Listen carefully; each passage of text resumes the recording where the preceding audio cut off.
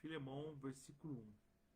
Paulo, prisioneiro de Cristo, e o irmão Timóteo, ao amado Filemão, também nosso colaborador, e a irmã Áfia e Arquipo, nosso companheiro de lutas, e a igreja que está em tua casa. Graça e paz a vós outros da parte de Deus nosso Pai e do Senhor Jesus Cristo. Dou graças ao meu Deus, lembrando-me sempre de ti nas minhas orações, estando ciente do teu amor e da fé que tens para com o nosso Senhor Jesus e todos os santos, para que a comunhão da tua fé se torne eficiente no pleno conhecimento de todo o bem que há em nós, para com Cristo. Pois, irmão, tive grande alegria e conforto no teu amor, porquanto o coração dos santos tem sido reanimado por teu intermédio.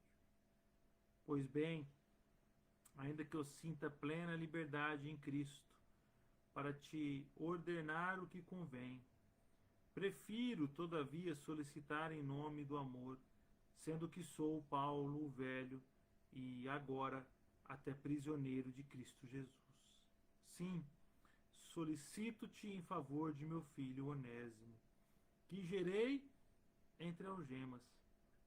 Ele antes te foi inútil, atualmente, porém, é útil a ti e a mim.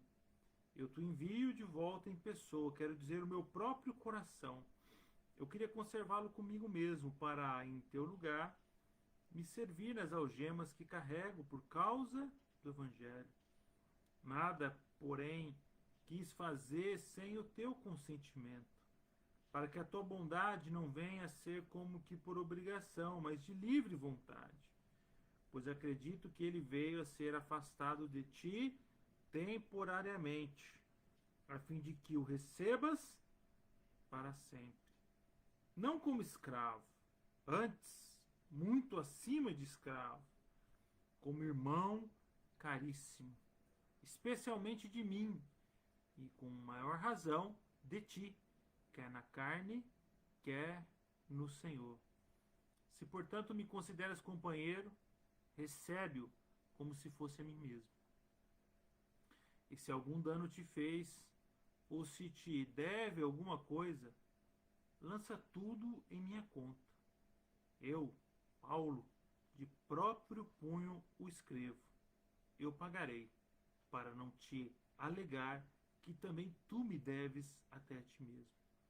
Sim, irmão, que eu receba de ti no Senhor este benefício. Reanima-me o coração em Cristo. Certo como estou da tua obediência, eu te escrevo, sabendo que farás mais do que estou pedindo. E ao mesmo tempo, prepara-me também pousada, pois espero que por vossas orações vos serei restituído. Saúdam-te Epáfras, prisioneiro comigo em Cristo Jesus, Marcos, Aristarco, Demas e Lucas, meus cooperadores. A graça do Senhor Jesus Cristo seja com o vosso espírito. Amém? Vamos orar? Pai, nós te agradecemos por essa noite, nós te louvamos, exaltamos o teu nome, te entronizamos e declaramos que só tu és Senhor, que só tu és Deus, que não há outro nem de ti. Perdoa os nossos pecados, perdoa, Pai, as minhas transgressões, os meus erros e as minhas falhas. Lava-me com teu sangue, purifica-me, purifica a todos nós, Pai. Que essa seja uma noite de reflexão, uma noite de aprendizado na tua palavra, uma noite que venhamos crescer como cristãos, que venhamos crescer como discípulos do Senhor, Pai. Ensina-nos, Senhor, a caminhar os teus caminhos, a te seguir como o Senhor assim tem nos ensinado por meio da tua palavra, Pai. Nós te louvamos e te exaltamos, porque sabemos que tu és poderoso para fazer tudo isso e muito mais, Pai. Em nome de Jesus. Amém. E amém.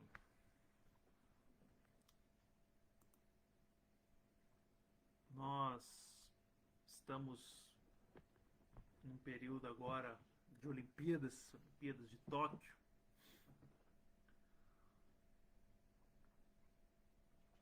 E é muito interessante a gente observar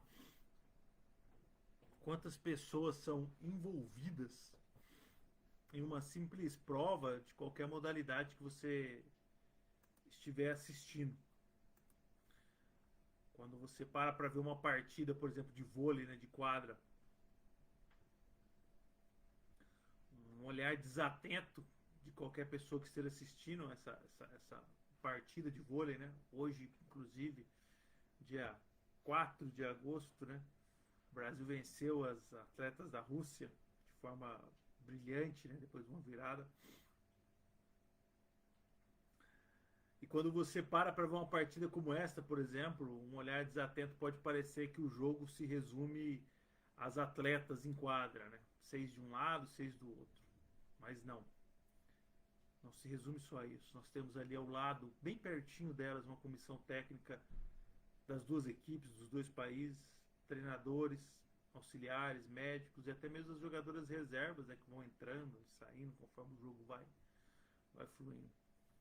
E na própria quadra, ali no próprio próximo a ela, se você parar, você já vai perceber que também tem ali próximo à rede os árbitros, né, a arbitragem, os auxiliares dos árbitros, né, que ficam nas pontas lá para ver se a bola foi dentro, se foi fora, levantam a bandeirinha, todo aquele trabalho que eles realizam importante de auxílio.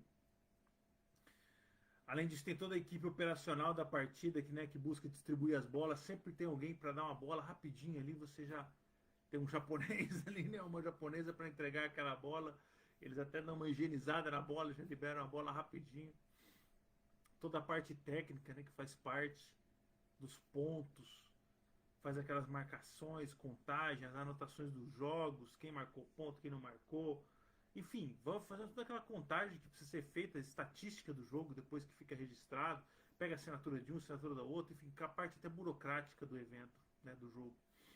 Além disso, se a gente sair do jogo em si, de quem está no jogo em si, atuando no jogo em si, para que a gente possa ver isso, assistir isso, nós temos toda uma equipe de transmissão, com narrador, comentarista, jornalista na quadra, cinegrafista, quantos cinegrafistas ali, né, captando as melhores imagens, equipe de telecomunicação, de engenharia de telecomunicação, fazendo toda a geração da imagem que saindo dali, passando por todas as codificações necessárias até chegar na nossa casa. E se a gente fosse abrir, a gente ia longe. Se você pensar que aquele ginásio precisou ser construído, outras mãos que nem talvez nem estejam assistindo o jogo, quem sabe nem estão mais entre nós, se você pegar um estádio que já foi construído há muito tempo, né?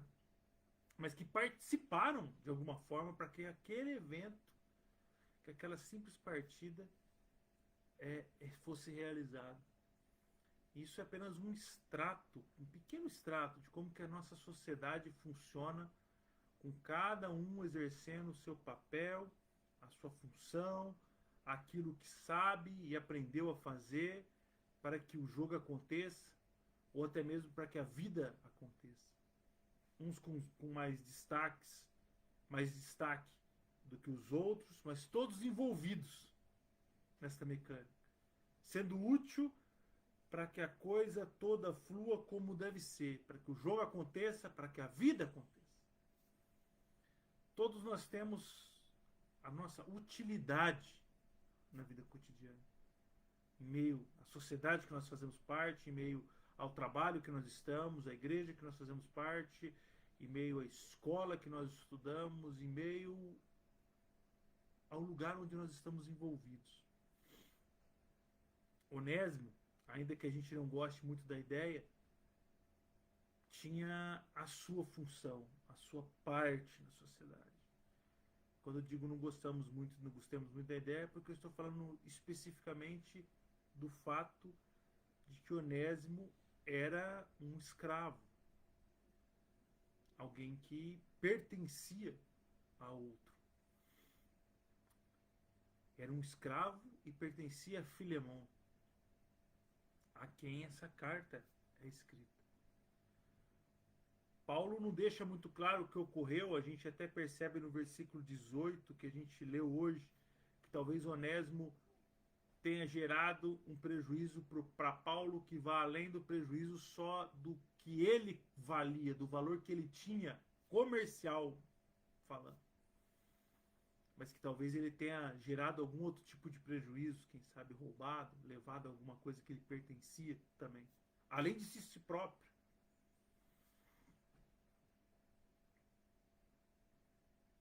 Mas o que nós sabemos é que a vida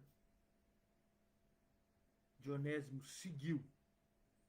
E nesse caminho que ele seguiu, ele conheceu o apóstolo Paulo. E como mesmo descreve, o apóstolo Paulo mesmo descreve,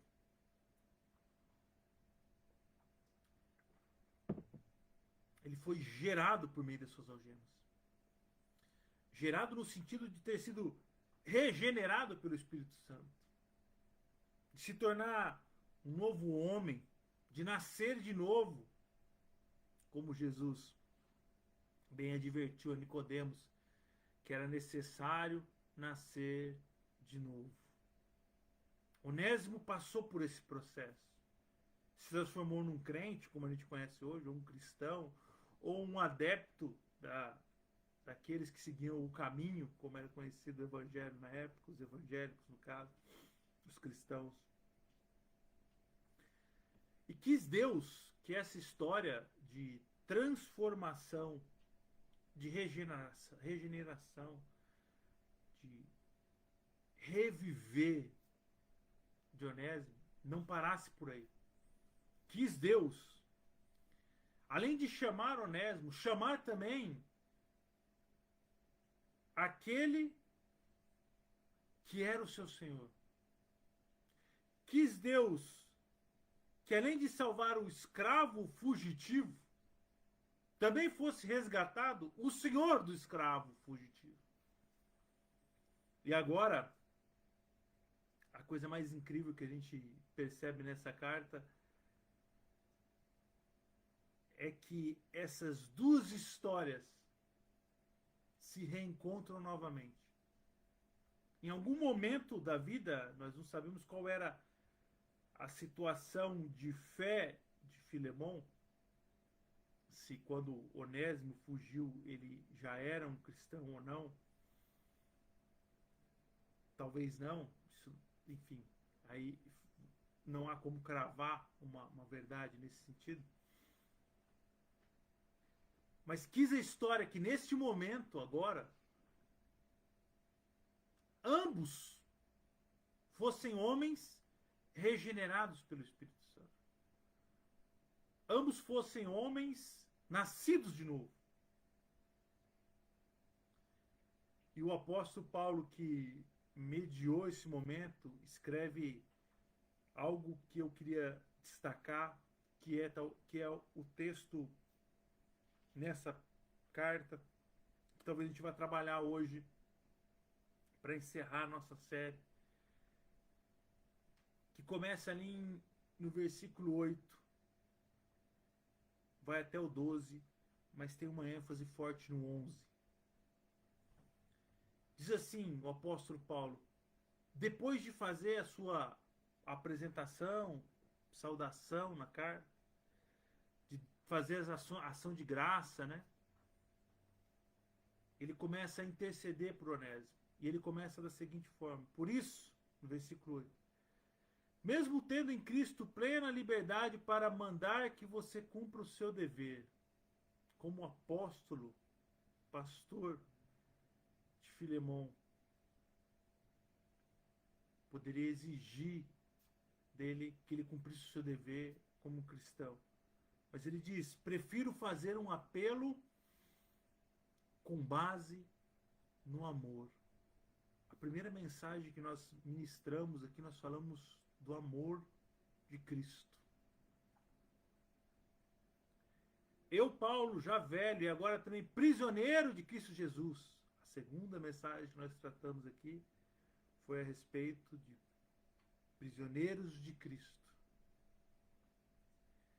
Apelo em favor de meu filho Onésimo, que gerei enquanto estava preso. Preste atenção agora que esse é o versículo que talvez a gente vai dar ênfase agora. Ele antes lhe era inútil, mas agora é útil, tanto para você quanto para mim. Mando-o de volta a você, como se fosse o meu próprio coração. É interessante o jogo de palavras que o apóstolo Paulo faz no versículo 11. Porque o nome Onésimo significa útil, proveitoso. Mas veja que a ênfase que ele faz ao dizer que este homem, que era um escravo, que tinha as suas responsabilidades na propriedade de Filemon, antes, quando estava sobre o domínio do seu senhor Filemon, era inútil. Apesar do seu nome significar útil, proveitoso, ele era alguém inútil. Não é que Onésimo era inútil e o que ele fazia não tinha utilidade alguma. Não é esse tipo de desqualificação que o apóstolo Paulo está fazendo. A questão é que tudo o que o escravo Onésimo produzia ou podia gerar tinha o seu valor terreno. E como tudo que é terreno é passageiro e tem o seu impacto, ainda que seja algo grandioso, fadado ao fim. Eu estava falando hoje, comecei falando sobre esse exemplo do jogo de vôlei, um simples jogo de vôlei, como cada pessoa tem a sua utilidade, cada pessoa tem o seu propósito para que aquele espetáculo aconteça e todos nós possamos curtir aquilo, mas veja que em algum momento esse espetáculo termina e daqui a pouco outro jogo será realizado e talvez a gente venha se esquecer dessa vitória de hoje para comemorar a vitória de amanhã ou para chorar a derrota de amanhã ou de depois de amanhã, o que não vai acontecer. Se tudo der certo com o Brasil, vamos ter medalha de ouro. Mas quando, quem sabe, o Brasil pegar a medalha de ouro no vôlei feminino, a gente não vai se lembrar tanto do jogo contra a Rússia. E venha se lembrar muito desse jogo que nos deu a medalha de ouro. E que talvez vá perdendo sentido conforme o time vai ganhando e vai tendo outras medalhas. Porque tudo o que nós vivemos nessa terra é passageiro. O próprio Senhor Jesus Cristo já havia nos alertado para o cuidado que nós temos que ter com o valor que nós damos às coisas desta terra. Onde nós colocamos, ou o que nós temos colocado como tesouro do nosso coração. O valor que nós temos dado e a utilidade que nós temos dado para algumas coisas. Se você pensar, homens e mulheres deixaram um legado brilhante, legados brilhantes, na verdade. Mas quando Jesus voltar, por exemplo, a descoberta de um medicamento que hoje tem uma relevância incrível para nós. Pense numa doença que... O que seria de nós se esse medicamento não tivesse surgido? O ganho que a humanidade teve com a utilidade que esse medicamento tem, mas que quando Jesus voltar, deixará de ter utilidade, deixará de ser útil, simplesmente porque não haverá mais enfermidade, não haverá mais dor, não haverá mais sofrimento. Você não vai precisar mais de anestesia porque na boca para não sentir dor enquanto o dentista faz um tratamento sei lá, de canal, porque não vai haver mais esse assador.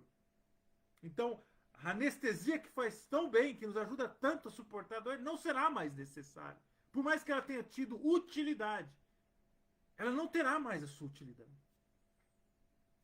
Se você pensar em direitos civis que foram conquistados e têm a sua relevância nos dias hoje, como, por exemplo, uma conquista que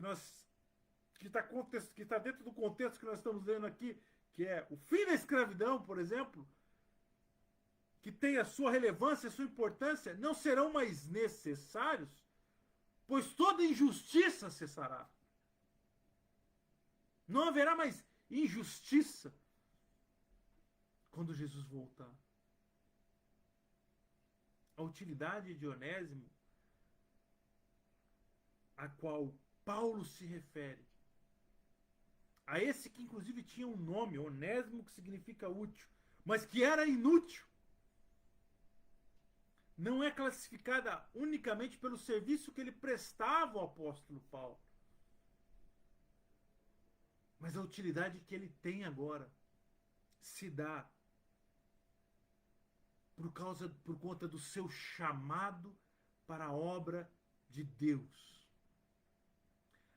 ao qual o próprio Filemon também foi chamado a executar em sua casa, onde os crentes se reuniam. Lembra no início da carta que nós lemos, quando o apóstolo Paulo deseja a ele, escreve a ele, né? A igreja que está em tua casa. É dessa utilidade que passamos a ter no evangelho, que suprime, ou melhor, está acima de todo e qualquer título que possamos ter anteriormente, ou toda e qualquer utilidade mundana, terrena, que possamos ter na vida, que possa ter grande valor ou pequeno valor para alguns, que possa ter uma grande relevância ou uma pequena relevância. Talvez se você entrar no hospital, você possa pensar que um médico tenha mais relevância do que qualquer outra função, mas quando nós aplicamos, e nós sabemos que todos que estão lá têm a sua utilidade, mas isso acontece, esse desequilíbrio de valores que se dá para cada função que é exercida. Mas quando nós estamos dentro do Evangelho, e um dos temas que nós falamos nesses dias foi sobre cooperadores de Cristo, que todos nós somos cooperadores. E quando nós nos transformamos em cooperadores de Cristo, quando nascemos de novo, todos nós passamos de um status de inutilidade para o reino de Deus, para um status de utilidade.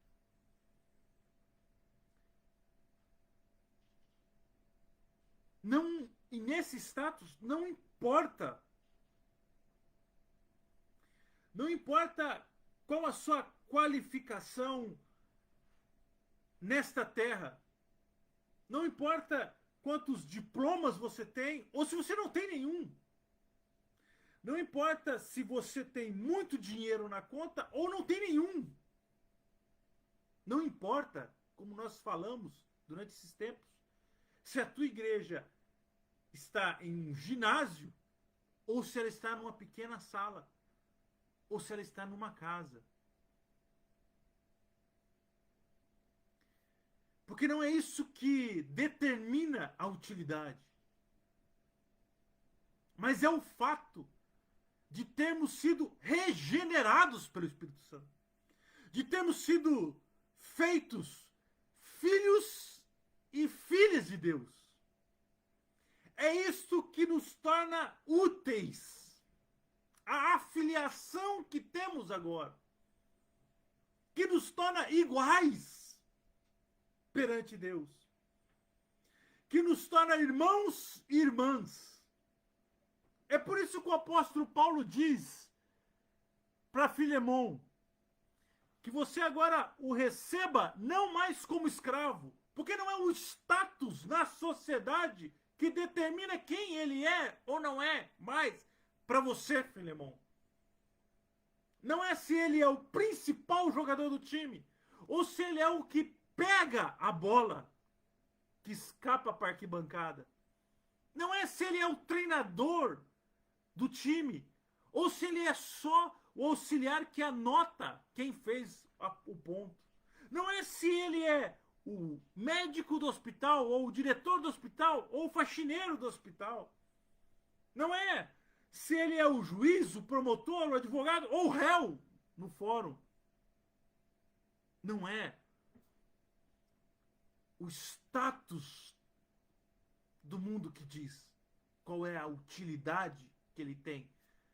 Porque dentro do reino, isso tudo é inútil. Dentro do reino, o que te torna útil é se você foi regenerado pelo Espírito Santo. É se você se converteu.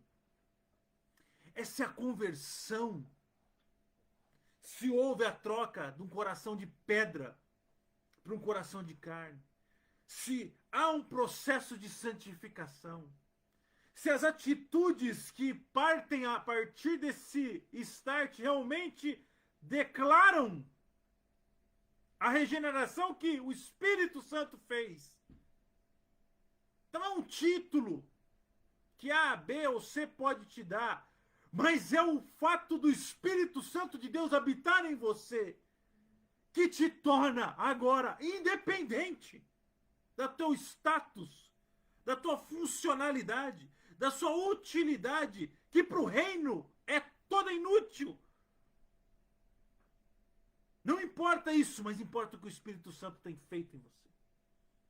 A regeneração, a transformação, como ele tem vivificado a tua vida, transformado as suas atitudes, transformado o seu ser, gerado em você o amor.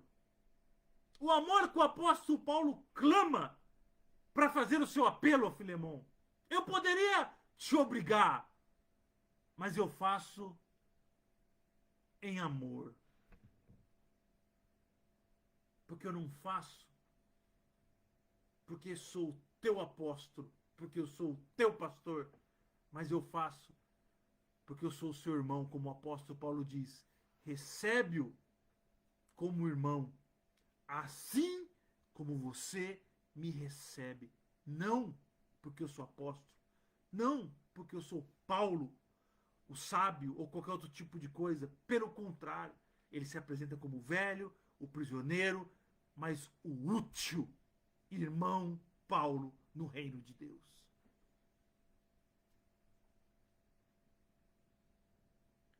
Quando nós somos atraídos por Deus,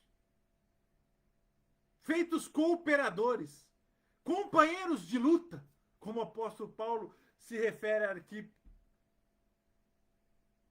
nos tornamos úteis no reino de Deus. Ativos. E nesse reino não há gregos, não há romanos. Como o próprio apóstolo Paulo diz, todos os seus títulos não são nada. A todos os que ele poderia recorrer, não são nada perto do Evangelho de Deus. Até em Romanos, capítulo 3, o apóstolo Paulo vai tratar de algumas questões muito interessantes, mas eu queria pegar esse versículo para a gente tentar trazer um pouco de clareza nisso que eu estou dizendo. Em Romanos 3, ele vai tratar muito sobre essa questão de algumas objeções que surgem principalmente por conta da graça e da lei. Mas eu quero frisar alguns versículos.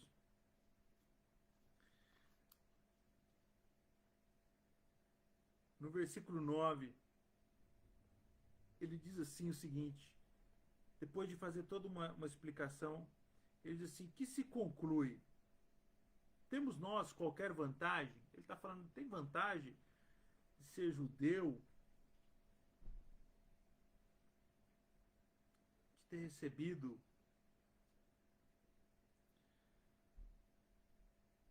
a circuncisão, de fazer parte dessa tradição. Ele vai dizer, temos nós qualquer vantagem? Não, de forma nenhuma. Pois já temos demonstrado que todos, tanto judeus como gregos, estão debaixo do pecado. Todos inúteis. Isso não é que eu estou lendo, não, isso é o que eu estou dizendo. Não está escrito isso, ele está dizendo todos debaixo do pecado. Como está escrito, não há justo, nenhum sequer. Não há quem possa clamar e dizer, eu sou útil. Eu tenho utilidades. Olha o que ele vai dizer. Não há quem entenda. Não há quem busque a Deus. Todos se extraviaram. A uma se fizeram inúteis. Não há quem faça o bem. Não há nenhum sequer. A garganta deles é sepulcro aberto. Com a língua urdem engano. Veneno de víbora está nos seus lábios. A boca, eles a têm cheia de maldição e de amargura. São os seus pés velozes para derramar sangue. Nos seus caminhos há destruição e miséria. Desconheceram o caminho da paz, não há temor de Deus diante de seus olhos.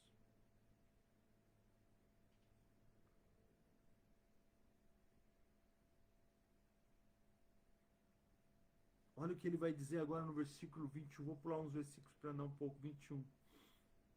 Mas agora sem lei se manifestou a justiça de Deus, testemunhada pela lei e pelos profetas. Justiça de Deus mediante a fé em Jesus Cristo, para todos e sobre todos os que creem, porque não há distinção, pois todos pecaram e carecem da glória de Deus. Não há distinção no fato de que todos pecaram.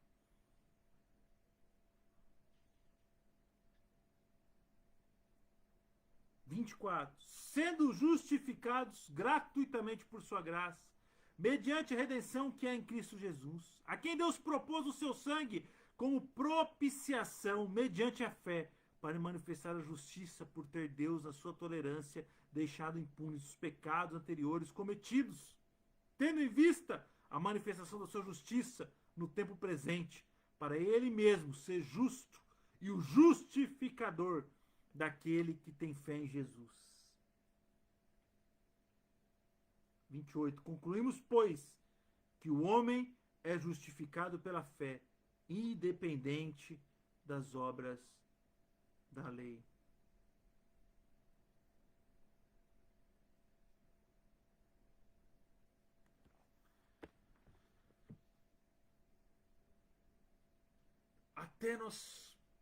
Até que o Senhor tenha transformado a nossa vida.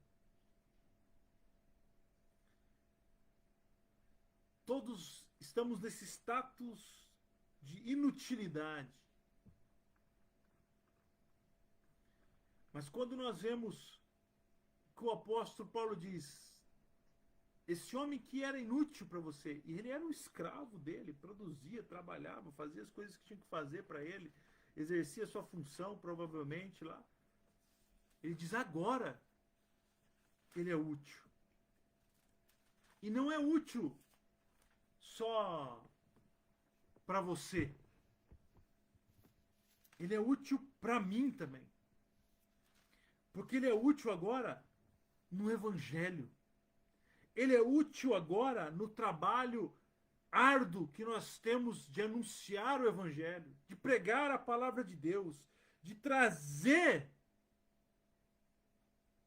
a todos aqueles que o Senhor chamou a palavra de redenção, a palavra de esperança. É como se Deus despertasse o nosso propósito, o propósito da nossa existência, que muitos tentam determinar como um marco da nossa vida profissional, de de conquista ou de algo desse tipo. Mas não há propósito maior do que quando nos tornamos úteis nas mãos de Deus. Quando Ele nos desperta para essa utilidade. Quando Ele nos chama. Quando Ele nos convoca e nos capacita para tal.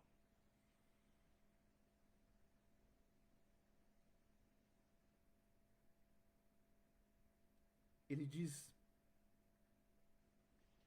para Filemão, o apóstolo Paulo,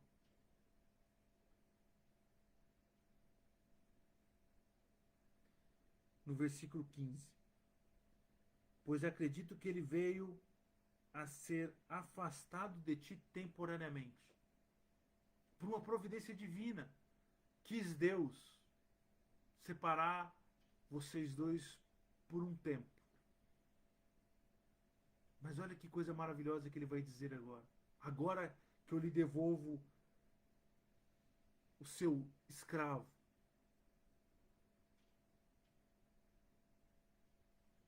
Eu lhe devolvo a fim de que o recebas para sempre.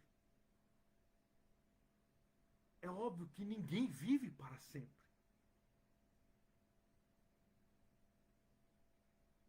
Então como é que ele está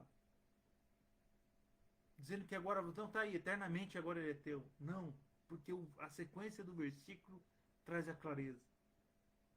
Não, no versículo 16, como escravo, antes, muito acima de escravo, como irmão caríssimo, especialmente de mim, e com maior razão de ti, quer na carne, quer no Senhor. Esse homem, que tem o nome como útil, agora se tornou verdadeiramente útil, Filemão. Agora o seu nome tem sentido.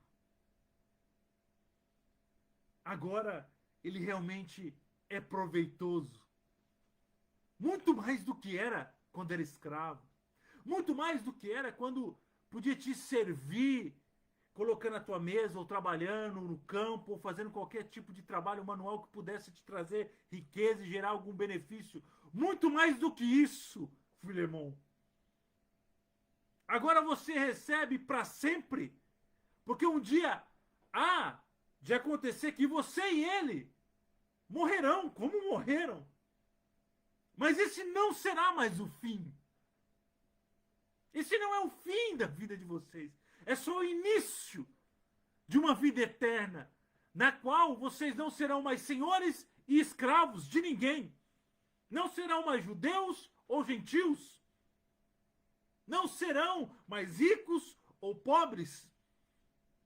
Não serão mais brancos ou negros, asiáticos, europeus, latino-americanos. Não, serão caríssimos irmãos. É assim que o Evangelho trabalha conosco.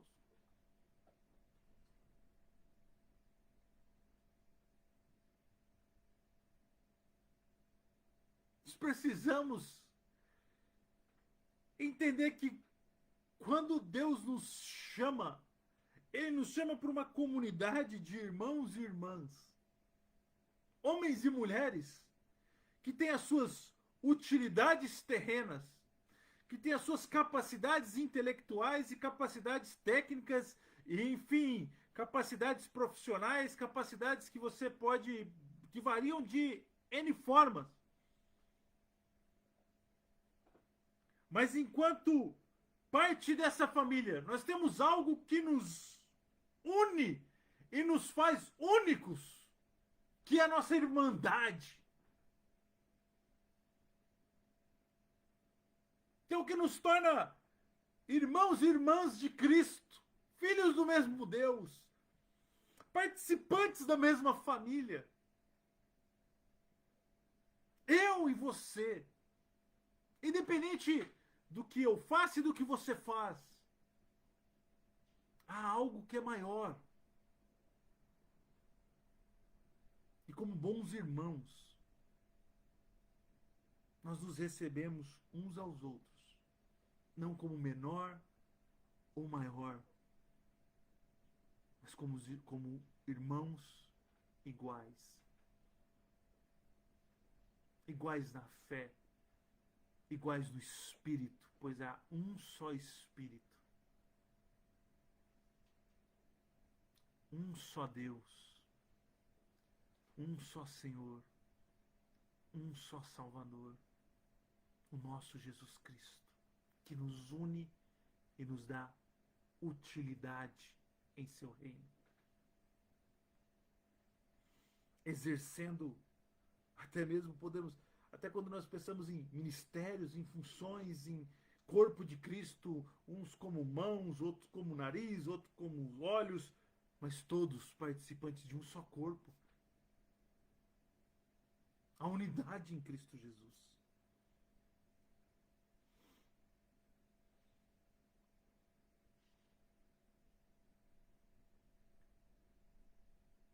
Onésimo, o escravo inútil. Não pela sua fuga e não pela sua desobediência. E não pelo dano que pode ter causado a Filemão. Porque o apóstolo Paulo está falando da inutilidade que ele tinha e que nós tínhamos até o dia em que o Senhor Jesus Cristo nos vivificou. Até o dia em que ele soprou nas nossas narinas o seu Santo Espírito. E nós somos vivificados. E passamos a compreender quem ele é. O seu papel na cruz do Calvário. O nosso papel enquanto pecadores. A nossa desobediência. O nosso status de filhos e filhas da ira. Rebeldes que éramos. Inúteis. Mas que agora, pelo sacrifício de Cristo, como nós vemos lá em Romanos, fomos justificados, trazidos para esta família. E temos agora utilidade, temos agora serventia, temos agora propósito da nossa existência. Que nessa noite o Senhor possa despertar no teu coração. Despertar na tua mente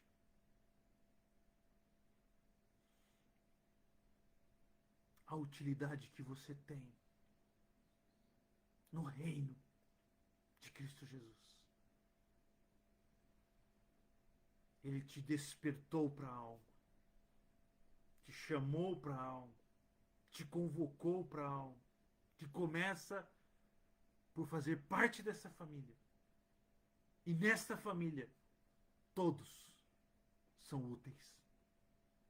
Todos têm um propósito. Todos são capacitados para algo.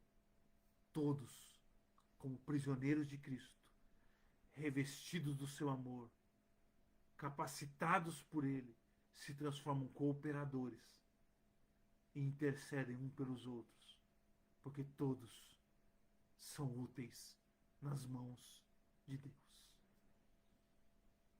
Que essa verdade possa transformar a tua vida e despertar o seu coração para aquilo que Deus tem para a tua vida. Em nome de Jesus. Amém. Vamos orar para te encerrar.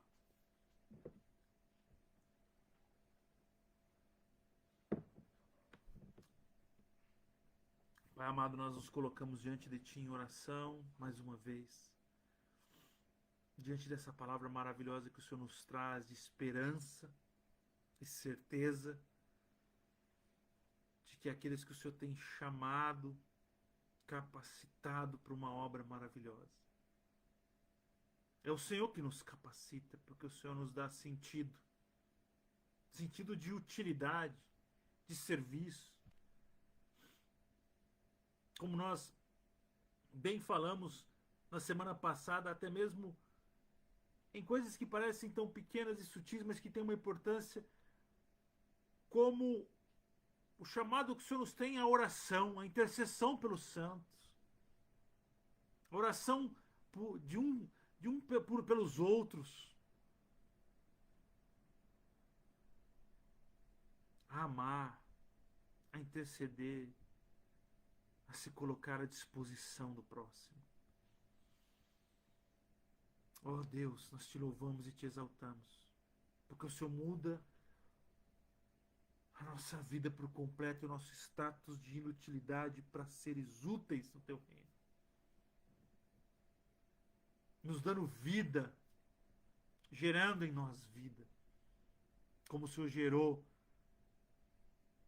em Onésimo, como o Senhor fez, como o apóstolo Paulo descreve, gerado entre as algemas, aquele que era inútil se transformou em útil. Assim o Senhor tem feito conosco. E nós te louvamos e te exaltamos. Desperta os corações, desperta, Senhor, as mentes. Desperta os teus filhos e filhas. Em nome de Jesus, Pai amado, para aquilo que o Senhor tem para cada um deles. Em nome de Jesus. Amém. E amém.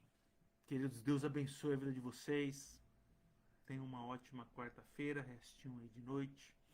Aproveitem, fiquem com Deus. Uma semana abençoada. E domingo a gente se vê às 10 horas da manhã, tá bom? Com o nosso estudo bíblico. Estamos seguindo. Deus abençoe. Tchau, tchau. Fiquem com Deus.